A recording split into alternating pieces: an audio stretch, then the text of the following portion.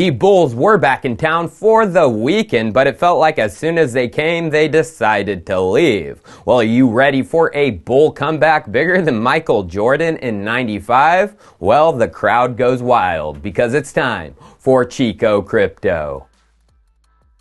Yes, all gains over the weekend wiped out in the blink of an eye, and as of yesterday, we were right back to 54K, where we were last Wednesday. That isn't bullish, that reeks of pure leverage manipulation, which is obvious when you pull out liquidation data from BYBT.com. The orange line is the Bitcoin price. As you can see, there isn't much leverage liquidation money being made on the way up. Small red bars which signal short liquidations. People aren't dumb shorting BTC in a bull market, but people are going along. From that orange price line, you can see anytime there is a bullish run and even a small dip, long liquidations get hit, and they get hit hard. Massive green bars which represent billions upon billions in notional long liquidation value. So I wonder if there was any funky chicken business going on over the past 48 hours on leverage exchanges.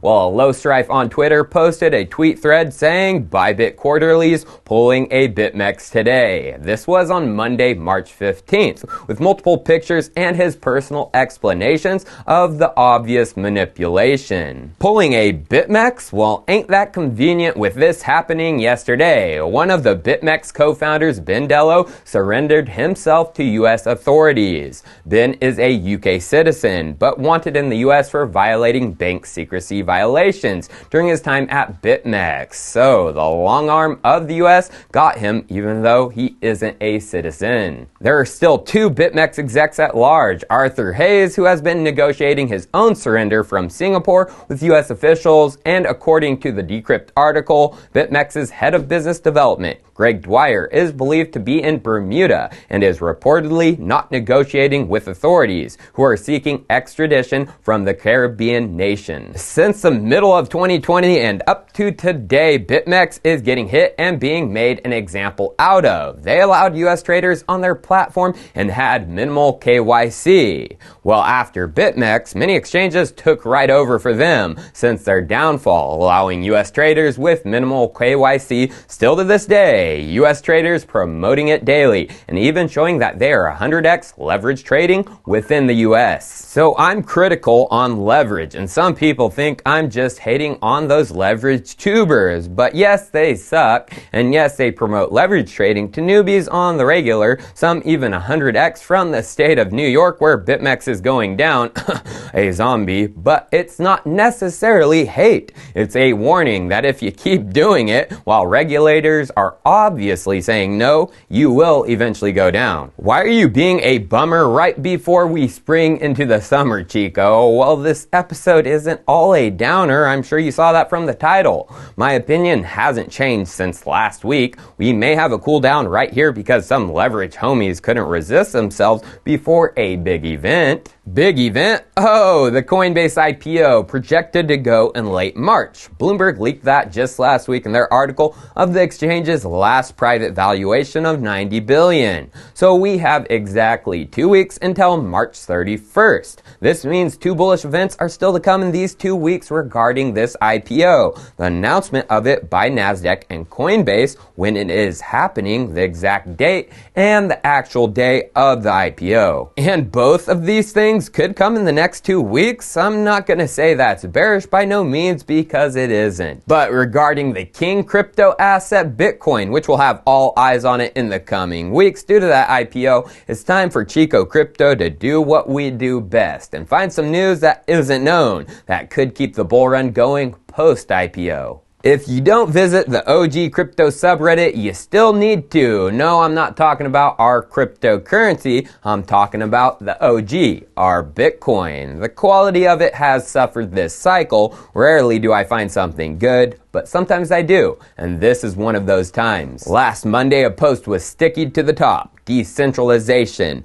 boosting mining protocol Stratum v2, overview and progress update. And this was posted by Brains Mining, aka Slush Pool, the oldest mining pool and still today a top 10 BTC mining pool controlling over 3% of the hash power. Before we get into the post, who is Slush Pool? Well, they are the creators of Stratum V1, and this was introduced in 2012. It was a mining protocol introduced to help solve the growing pains allowing pools to grow to exorbitant hash rate levels. Today, Stratum V1 has been the standard protocol used by pooled mining during the past 7 to 8 years. Everyone uses it. So the upgrade to V2 should be important, wouldn't you say? But what does V2 bring to the table?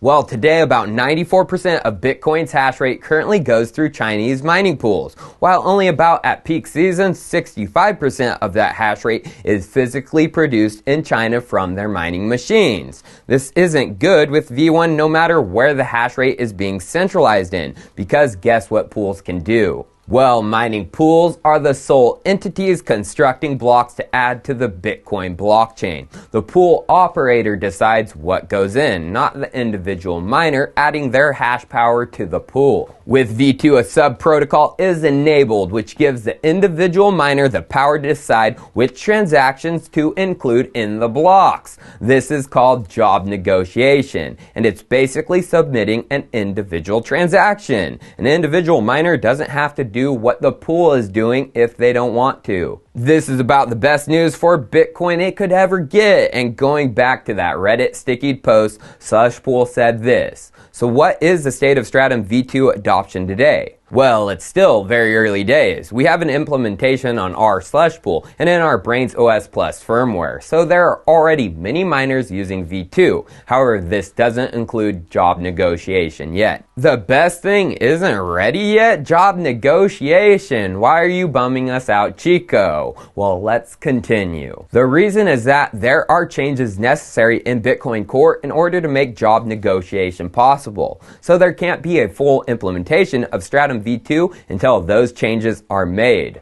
Good news, the development is in progress with help from Square Crypto. There it is, the news that went under the radar. No one saw it. The news that has been out for some time. Jack Dorsey's Square is getting deeply involved with Bitcoin, even helping with Bitcoin mining protocol upgrades. And like I said, this news has been known. For over 2 months, people just didn't realize it. Early January, CoinDesk posted this article. Square Crypto funds Bitcoin developer to improve mining pool software. And the article states, toward this end, they will consult with Brains co-founder Jan Kopic and former Bitcoin Core developer Matt Corallo, who now works full-time for Square Crypto as a developer on open source projects. Fi3, the dev who got the grant, said a Bitcoin Core pull request for implementing Stratum V2 could be ready in 6 months. This would include a BIP that outlines activation. After this point, a well-tested implementation should be ready in a year. So just from that article, Jack Dorsey's Square Crypto hired a more than important Bitcoin Core dev,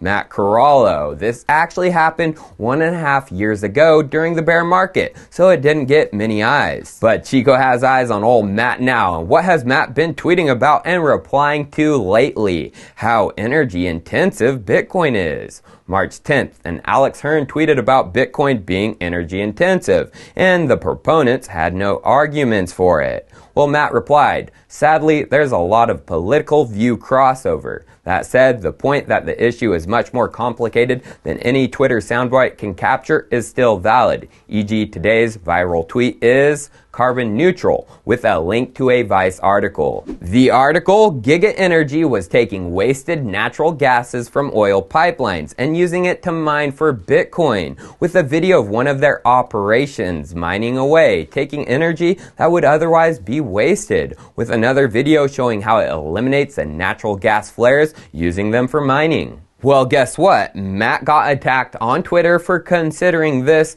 carbon neutral. Who cares about what is what? Chico sees what others don't. Why is Matt, who now works for Square Crypto, so involved with the carbon neutral concept of Bitcoin today? Because something big is coming for Bitcoin. Remember, in December of last year, part of Square's Carbon Zero pledge was for greener Bitcoin mining with the Bitcoin Clean Energy Investment Initiative. Jack Dorsey said this during the release. We believe that cryptocurrency will eventually be powered completely by clean power, eliminating its carbon footprint and driving adoption of renewables globally. Now it's time to make those indirect connections no one else can. So, Square Crypto is working with Slushpool through Matt Corallo on Stratum V2, the largest miner upgrade to happen since 2012.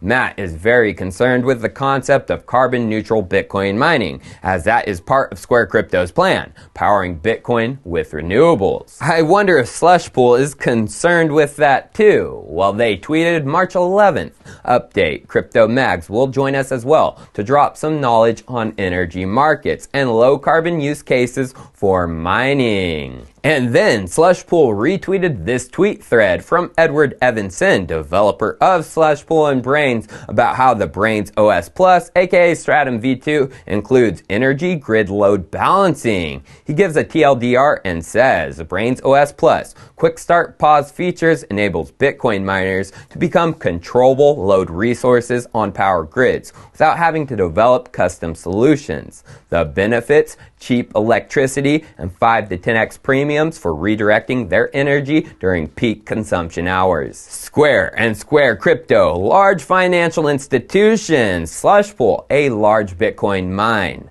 Now I just want to replay what Jesse Morris, CCO for the Energy Web, said in January about EW0, whose goal is to decarbonize blockchains. A couple more questions. We had several about Energy Web 0. Also, just a number of different ones. So some folks saw our tweets. We were going after Jack Dorsey on Twitter to say, hey, how can we help decarbonize Square? Because Square announced this pretty significant award. We also, I think there was a piece on CoinDesk just today about the opportunity for green Bitcoin mining. There are also some questions about, are we working with RMI, Rocky Mountain Institute, on any of this? Because they have quite a bit of activity on these renewable energy attribute markets.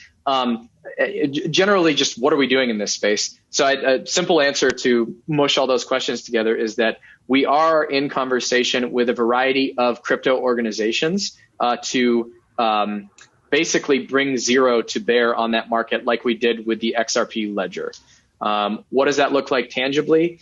We're in conversation with some larger Bitcoin mines to think about what that could look like. We are approaching some of those larger financial organizations to think through what would it look like to build a simple user experience. So if you're using an application to purchase cryptocurrency, can you effectively pay a few basis points on top of your base cryptocurrency purchase to ensure that that cryptocurrency is green, right?